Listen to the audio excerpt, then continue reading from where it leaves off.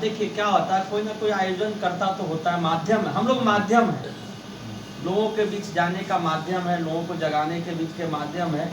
कोई ना कोई माध्यम बनता है। जब जब कहावत है कि अन्याय पृथ्वी पे होता है तो लोगों को न्याय के लिए प्रेरित करने वाला किसी को आगे आना पड़ता है। जब जब अहंकारी पैदा होता है, सत्ता के नशे में कोई चूर होता है, तो देखे होंगे इतिहास रहा है कि परशुराम वंशज चुनौती दिया है, चाहे कोई भी हो, कोई किसी की भी सरकार हो, चाहे इंदिरा गांधी की सरकार हो, यही परशुराम वंशज लोक नारायण जिनको लोक बंधु किया जाता था, राजनारायण जी ने चुनौती दिया था और इंदिरा गांधी को चुनाव हराया था।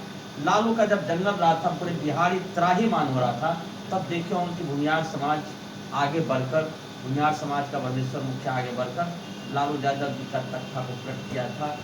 आज भी उनको अफसोस होता है कि समाज से मैं क्यों टकरा। और आज देख रहे फिर से बिहार में जंगल राज हो रहा है, फिर से बिहार के युवा त्राहीमाम है रोजगार के बिना, फिर से यहाँ के आम जनता स्वास्थ्य के लिए, शिक्षा के लिए परेशान है, रोजगार के लिए। क्या परेशान है? तो भगवान परशुराम का जयंती मनाने से क्या ये संविधान दूर होगा? देखिए मैसेज है, भगवान परशुराम जी विष्णु के छठे अवतार थे, उनका जन्म क्यों हुआ था ये सोचने की विषय है।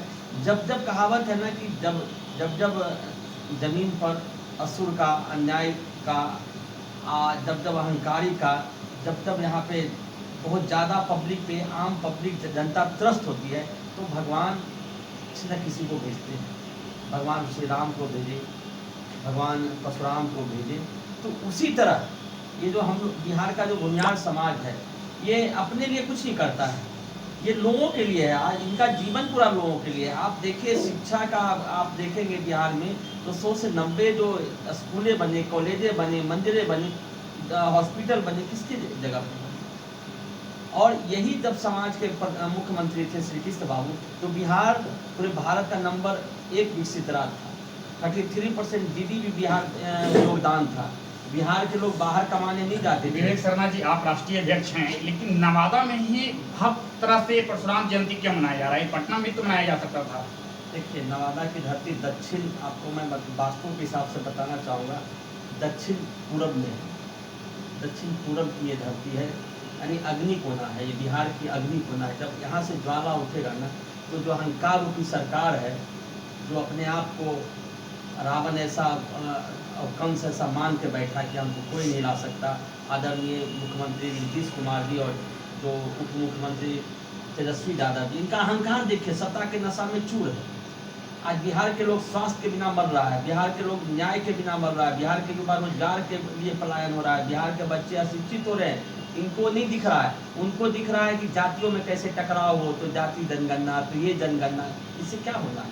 बिहार के युवाओं को रोजगार मिल जाएगा, बिहार में इंडस्ट्री लग जाएगा, बिहार में बड़े बड़े विश्वविद्यालय खुल जाएगा, तो कराइए। हम लोग मतलब परशुराम जयंती के पीछे कहीं ना कहीं राजनीति साधने का भी तैयारी चल रही है। देखिए लोकतंत्र में जो समाज अपने पूर्वजों को, जो समाज जागृत नहीं होता है, जो समाज एग्रेसिव नहीं होता है, वो समाज इतिहास बन जाता है। तो कहीं ना कहीं ये माध्यम होता है, सामाजिक कार्यक्रम माध्यम होता है अपने लोगों के बीच में जाने का, अपने लोगों के बीच में संदेश देने का, अपने लोगों के जगाने का, ये माध्यम है। और माध्यम अच्छे चीज़ से हो रहा है, भगवान के नाम पर हो रहा है, तो इसमें तकलीफ क्या है? हमारे पूर्वज थे, हम उनके वंशज हैं, हमें गर्व है, स्वाभिमान है, आसम्मान है कि हम परशुराम भगवान के वंशज हैं, जो अन्याय के खिलाफ लड़े हैं। और हम लोग भी आगे बिहारियों को वचन देते हैं कि जब जब बिहारियों को कोई आक्रमण करेगा, ये समाज सीना ताने खड़ा रहा है और खड़ा रहेगा और खड़ा है। बिहार में 2 पार्टी, RJD और BJP, क्या स्वाभिमान मंच जो बाराणसी स्वाभिमान मंच बनाए हैं, दोनों से अलग ताल्लुक रखता है कि उसी के विचारधारा से आगे ताल्लुक रखता है? नहीं, देखिए हमको राजनीतिक पार्टी कोई भी रहे, हमको अपना अधिकार देना है। आज अधिकार क्या? अधिकार बता रहा हूँ। आज देखिए 62 साल हमारे आदरणीय स्वर्गीय डॉक्टर श्री कृष्ण बाबू जी का 62 साल पहले मृत्यु हो गया था, वो मुख्यमंत्री थे। उसके बाद ये समाज दूसरे को बनाने के लिए सब कुछ दांव पे लगाया, अपने न जाने हजारों कुर्बानियाँ दिया, कई अरब पैसे दूसरे के लिए खर्चा किए, दूसरे के लिए मेहनत कर रहे हैं। तो मैं समाज के आपके माध्यम से यही बोलता हूँ, अपना घर बनाना है, अपना बेटा को 2025 में मुख्यमंत्री बनाना है, और ये समाज जगेगा। ये कौन समाज है? परमर्शी समाज है, भूमिहार समाज है, जो खुशराम के वंशज है। विवेक शर्मा को सब पूरे बिहार जानता है कि कौन से समाज के हैं, हम किस समाज के हक के लिए बात करते हैं। तो हक के लिए हम सभी का बात करते हैं, लेकिन जब हम कोई गरीब तबके के लोग हैं, वो कमजोर हैं, वो अगर आपके पास सहयोग करने के लिए आएंगे तो क्या मदद नहीं कीजिएगा? आज भी हमारे संस्था के पास एम्बुलेंस है, सिरकी से रथ है, तो सबसे ज़्यादा गरीब लोगों को हम हेल्प करते हैं। अभी आपको मैं हर महीने मेडिकल कैंप लगाता हूँ, तो उसमें गरीब लोगों के लिए कराता हूँ। ये समाज तो बोला ना, लेकिन आज समाज ही सत्ता में नहीं है, समाज के पास ही ताकत नहीं है। तो कल्याण करने के लिए हमें लोकतंत्र में ताकत चाहिए, लोकतंत्र में सत्ता का सहयोग चाहिए। अगर एक बढ़िया बिहार में मुख्यमंत्री बन जाएगा तो पूरे बिहार को आगे ले जाएगा। ऐसे हम लोग भैया छोटे छोटे काम कर रहे, उतना तो है नहीं कि सरकार तो हम है नहीं, लेकिन ये समाज का देखिए कोई भी नेतृत्व करता आया है, सिर्फ किस बाबू को याद कीजिए, कहीं भी देखिए बिहार का क्या पोजीशन था, आज बिहार का क्या स्थिति है।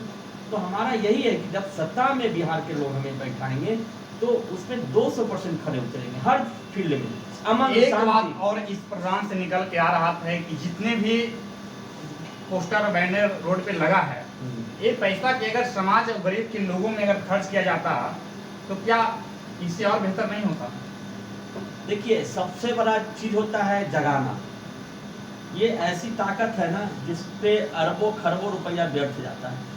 एक सैनिक को अगर हिम्मत नहीं रहेगा, उसके हाथ में राइफल नहीं चला सकता, उसको ट्रेनिंग क्यों दिया जाता है, उसको कठोर क्यों बनाया जाता है?